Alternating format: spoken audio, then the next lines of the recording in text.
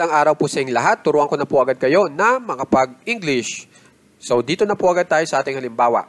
Sino man sa kanila ay ang mananalo sa kompetisyon. Kapag English po natin yan, yung sino man sa, any of. Tapos yung kanila, them, yung ay ang mananalo sa competition, will win the competition. Okay? Any of them will win the competition. Okay? Sumunod, sino man sa mga estudyante ay ang mananalo sa kompetisyon.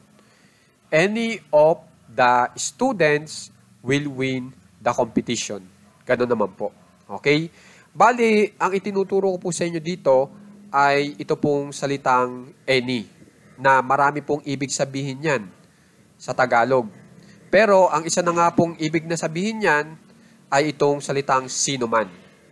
Nakitang-kita nyo naman po, pag sinabing sino man, hindi lang po na isang tao ang tinuturo niyan, kundi dalawa o higit pa.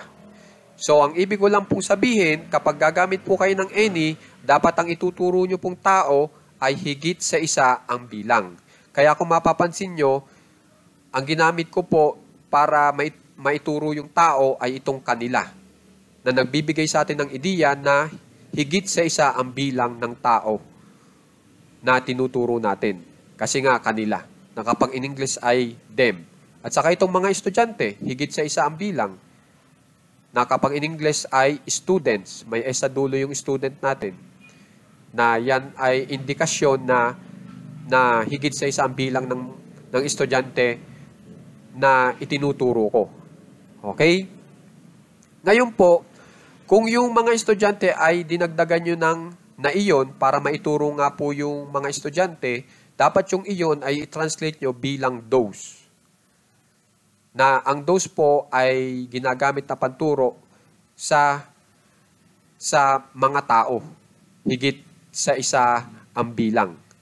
Okay? Basta tandaan nyo, pag ang iyon ay ginamit nyo na panturo sa higit sa isa ang bilang na mga tao, dapat those ang gagamitin nyo. Pero kung ito ang inyong ginamit na panturo sa grupo ng mga tao, edi this naman ang gagamitin nyo. Ang this po ay panturo rin po sa grupo ng mga tao. Pero pag tinagalog nga po ay may salitang ito. So yan ang pagkakaiba. Yung iyon, those, yung ito, this. Okay? Tapos nga pala po, tatandaan nyo lagi ha, kasi yung mga pagbaguhan, nahihirapan pong unawain bakit ba naglalagay ng da, itong THE.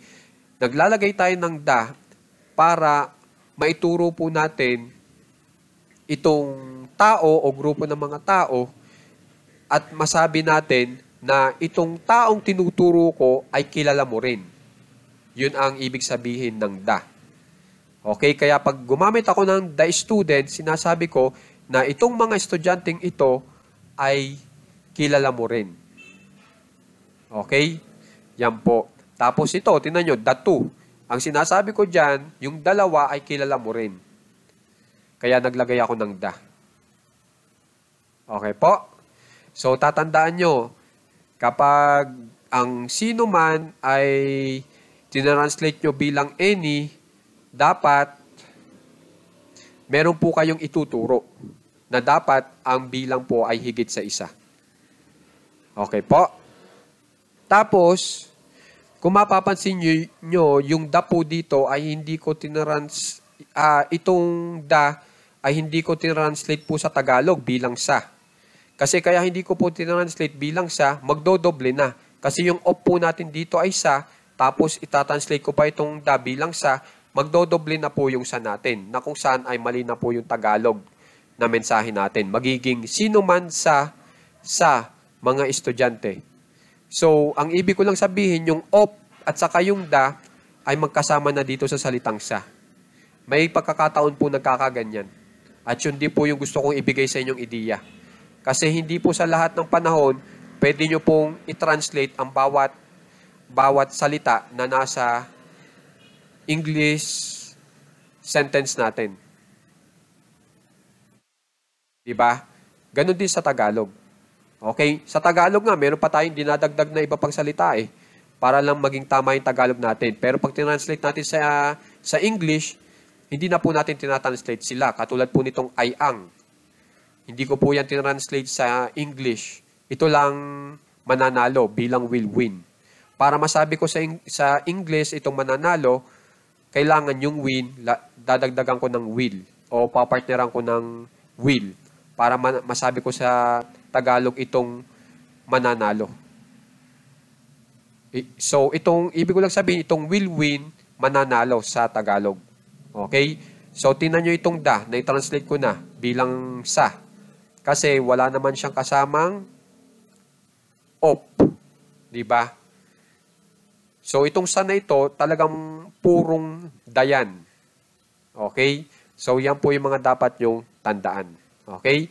So, sana may bago po kayong natutunan dito sa ating leksyon at sana tatandaan nyo po ha, yung paggamit ng any, op. Okay? So, ito na po yung mga halimbawa na maaari nyo na pong pagbatayan. Okay? Paltan nyo na lang po ng iba. Sa halip estudyante, pwedeng manlalaro. Diba? Kayo na lang pong bahala. O kaya kapitbahay, neighbors, mga kapitbahay. So, kayo na lang pong bahala magpalit. Okay po? Maraming salamat po.